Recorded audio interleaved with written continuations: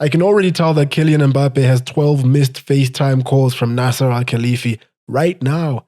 Airplane mode. In a project that spanned roughly 14 years, Paris Saint Germain have climbed to the summit of football in the most dominant of ways possible. What we witnessed on the 31st of May 2025 was a bloodbath of note. 5-0 in a Champions League final. The referee blew the whistle at exactly 90 minutes played, even though there definitely should have been some time added on. The man knew that there were young children in the stadium, I guess. Inter Milan, for some reason, decided not to even show up to the party. 2 Champions League final losses in 3 years. What's worse is that they have now gifted both PSG and Manchester City their first European Cups, legitimizing projects that so many people despise. This is what relying on Di Marco against elite right-wingers does to a man. Luis Enrique has become only the second manager to win a European treble with 2 different clubs. The first was with Barcelona. Coincidentally, the only other person to do it was Spanish, did it with Barcelona first, and then with a club that everyone loves to hate second. Again, both times against Inter. And what do Inter Milan have to show for their efforts this season? Nothing. Nothing at all. It's the worst possible timeline for them. Manchester United and Inter Milan have a lot in common, apart from the fact that they will be playing one another in the Super Cup in a few months.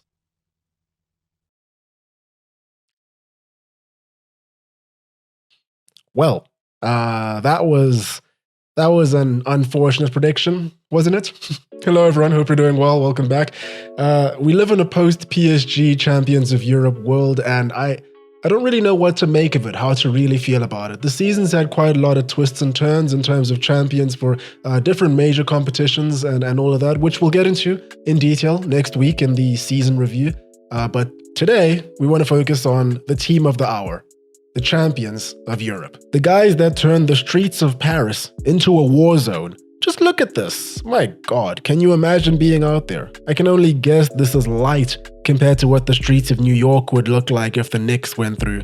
Guess we'll never know. So let's start this video off by first talking about the match in question. We'll get into all the narratives and what this result means for the landscape of football, the Balon d'Or, players, teams, managers, and all that other good stuff towards the end. Believe it or not, this was the first competitive match these teams have played together. From the very first minute of the game, we all knew who was in control. PSG gave the ball straight to Inter at kickoff. This is the equivalent of walking into a room full of people, finding the nearest table, and then just dropping your nutsack on there just to assert dominance. Here's the ball. You're not going to do anything with it, are you? Because we are superior in every way, but go on. Have a try for us. Either that or someone in that PSG dressing room is in deep with the loan sharks and has a bet on who would take the first throw-in that match. Both of these explanations, they're plausible.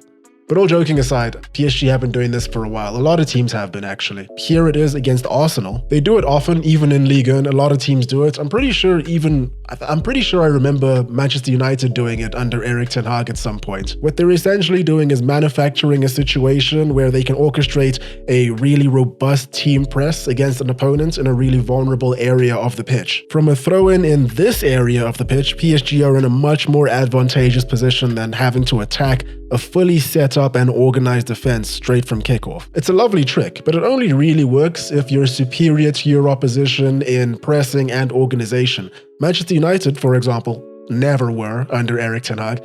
Luis Enrique's PSG, they definitely are, far more often than not. But even still, I'm not entirely sure why they had to resort to this kind of trickery, because throughout the entire match, the direction of traffic was really only going one way. Here's a quick snapshot of the stats, just taken straight from SofaScore. 59% possession to PSG, flattering to Inter in reality. 23 shots to 8. 8 big chances versus 1. 466 accurate passes versus 287. And perhaps the most damning, that ties right back to how PSG opened the game, 9 cross attempts for PSG versus 19 for Inter. There was a very clear and stark difference between what each set of midfielders was trying to do in this game once they got themselves on the ball. The midfield battle was just... it was so one-sided, it's crazy. As a matter of fact, even referring to it as a battle feels disrespectful to those PSG midfielders and how much they dominated. Whenever that trio were Fabio Ruiz, Vitinha and João Neves got on the ball, they knew exactly what they were doing. There was just intricate play here and there, in and around the box, in the midfield, everywhere. Whenever Inter's midfield or creative players got on the ball, the first thing that they were trying to do, the only thing, was try and get it into the box and hope that something happened. Like I said, Vitinha, João Neves and Ruiz were so in control, it's not even funny. Vitinha in particular, just wow. I spent quite a lot of time during this game not even watching where the ball was going, but only watching Vitinha and seeing what he was doing. Just the way he scanned the pitch, the positions that he got himself onto as soon as he got the ball, receiving, knowing where he was, releasing, just brilliant. This is the same player that was struggling for game time at Wolves only a few years ago. He's now probably the best midfielder in the world. It was a sleek disguised ball from him that unleashed Desiree Doué on the left side before he squared it to Hakimi, who was playing in Doué's position, funnily enough. A great pass where most people would look to shoot in that situation. 1-0 after 11 minutes and the bloodbath began. Fun fact, I just learned while writing this that both Desiree Doué and Ousmane Dembele came from the Rennes Academy. They better be getting some credit for the contribution to French football that they've just made last night. Desiree Doué. This guy was just electric all night long. He says Neymar is his idol, and I don't doubt it. He's a star boy, plain and simple. DiMarco looked ready to retire and walk away from it all at halftime. It's so refreshing to see someone play with such freedom on quite literally the biggest club football stage of them all. I thought he was excellent. First he gets the assist, then he pops up with a goal to make it 2. Fast break where Dembele leads the charge on the left, makes a switch to do it, cool as you like, strokes it home. There was a deflection, but I don't think the Parisians care all too much. Dembele was having a great game, and I must admit that I didn't realize just how good of a game he was having the first time I watched it. So I went back and I rewatched most of the first half and the entirety of the second half, and I saw quite a lot.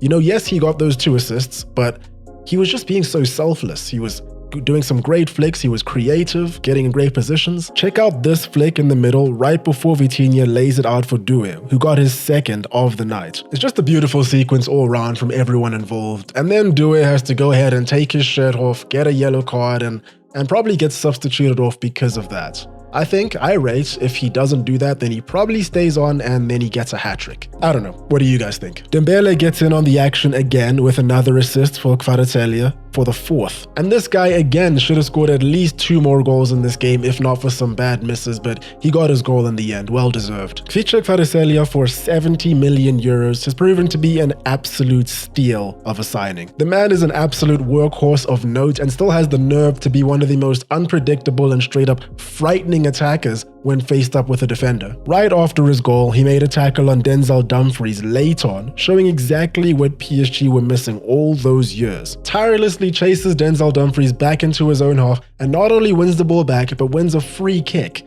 Messi, Neymar, Mbappe, none of them are doing that. You can't convince me otherwise, not even in any of their primes. Not to say that Kvaratskhelia is better than them, of course, but he's just so much better fit to this team. Dumfries was so effective against Barcelona because he was given free rein by their fullbacks, but Kvaratskhelia and Mendes were having none of it. By switching from Napoli to PSG, he's won both Serie A and Ligue 1 and the Champions League in the same year. He is the true orchestrator of Inter Milan's demise, the true enemy of Milan, and he still has a shot at the Club World Cup and the Super Cup. 2025 is definitely his year. If he weren't from Georgia, Kvaratskhelia would have one of the biggest profiles in sports just in general, not even in football, and you guys all know that that's true. At so many points over the stream, I thought that PSG were gonna settle back a little bit and try and protect their lead, but no, I guess they sensed that they weren't getting any pushback whatsoever from Inter even when they started trying towards the end of the game, that they just went for more. Look at this shot from the 85th minute. It's right before they made it 5. Another teenager on the score sheet, Seni Mayulu. The ref essentially looked at Inter and said, you guys need to get off my pitch right now. Big oof. As for Inter Milan, there really isn't that much depth or nuance that any of us can go into when talking about what went wrong for them in this match. They were plain and simple, just second best at everything in every single department. They were second to every ball. They were slow, they were clunky. This was one of the most dominant performances, and the most dominant performance, in Champions League history from one side, and the most embarrassing from another side. I had to check that Lautaro Martinez was on the pitch the whole time. He was. I don't recall seeing him on the ball at all throughout the entire match. Marcus Thuram was chasing shadows all night. He even missed 2 decent opportunities for headers from corner kicks, and he was probably Inter's best player on the night. That tells you quite a lot about how that match went for them. The defense was non-existent. It was just all bad. A lot of people have brought up Real Madrid beating Frankfurt 7-3 in the 1960 European Cup final. I'm not going to sit here and act like I know anything about that match and what the narratives were. But Frankfurt, at the very least, put numbers on the board. It's very clear to all of us now that Inter Milan played their final over those 2 legs against Barcelona in the semi-final. Ever since then, everything's gone downhill for them. In late April, they were still in for a treble. A month later, all was lost. Everything.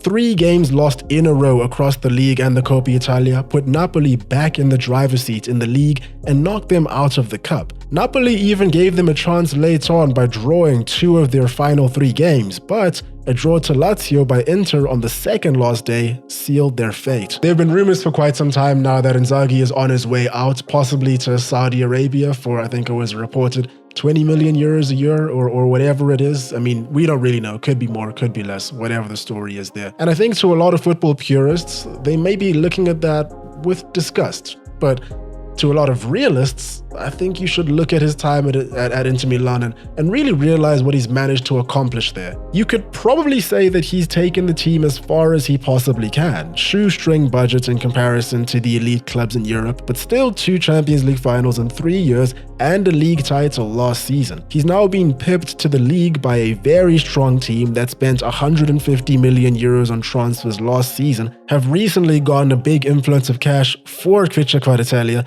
and look like they may be about to spend even more in the coming weeks and months. And even if that isn't the case, there is strong indication that they're probably going to reinforce their team quite heavily. Otherwise, why would Antonio Conte decide to stay? You take all of this into consideration, and what else is there for Inzaghi to do?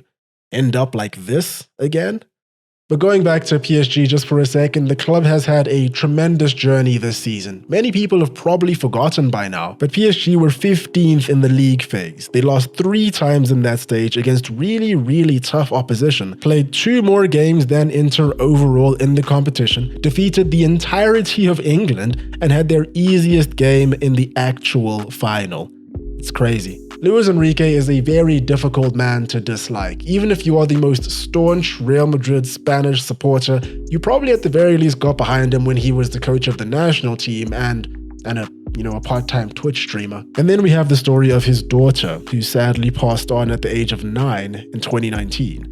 It's one of the most horrible stories to hear about, something you never wish on your worst enemy. She passed sadly due to bone cancer, and the Enrique family has done quite a lot to further research for bone cancer treatment and raising funds for it. And apart from that, in terms of football, the man has fought through all of it and found himself at the very top of world football once again. At the start of the game, the PSG support produced a tifo in tribute of their manager's daughter. At the end of the game, he was seen wearing a t-shirt that appears to pay tribute to his late daughter, holding a flag as she once did when her father won the treble for the first time with Barcelona. My daughter is always with us, especially when we lost. I'm with my family, enjoying everything and trying to get the positives even in the bad moments. It's tear-inducing stuff. So let's finish up this video with some Balon d'Or talk. This season, Ousmane Dembele reached the heights that many felt he should have reached years ago at Barcelona. He's a victim of his own early hype, because I'm pretty sure that most of his doubters have forgotten the fact that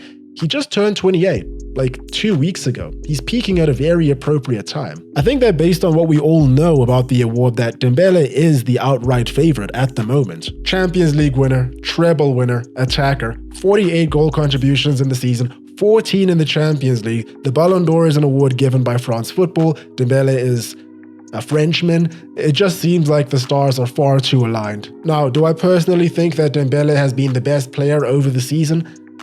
Honestly, I think he has quite a lot of competition first and foremost for the best player in his own team. Donnarumma has been more clutch than a goalkeeper has any right to be all year. Hakimi has shifted into another gear entirely. His attacking and defensive abilities have been next to none in that position all season. João Neves and Vitinha are the best midfield partnership in world football at the moment. Vitinha, in my eyes at least, is the better of the two, but that takes nothing away from how freaking good João Neves is. The two, when they're together, they're just so in sync, it's crazy. Both of them are among the smallest on the pitch. Both are among the most combative and intelligent. It's a real joy to watch them play. Kvaratskhelia is also another big shot, but I think that his nationality and overall profile are quite limiting. And I really mean it when I say the profile means something, because just imagine this for a second. Imagine it was Kylian Mbappe that had moved to another large club mid-season and had the same impact that Kvaratskhelia has had.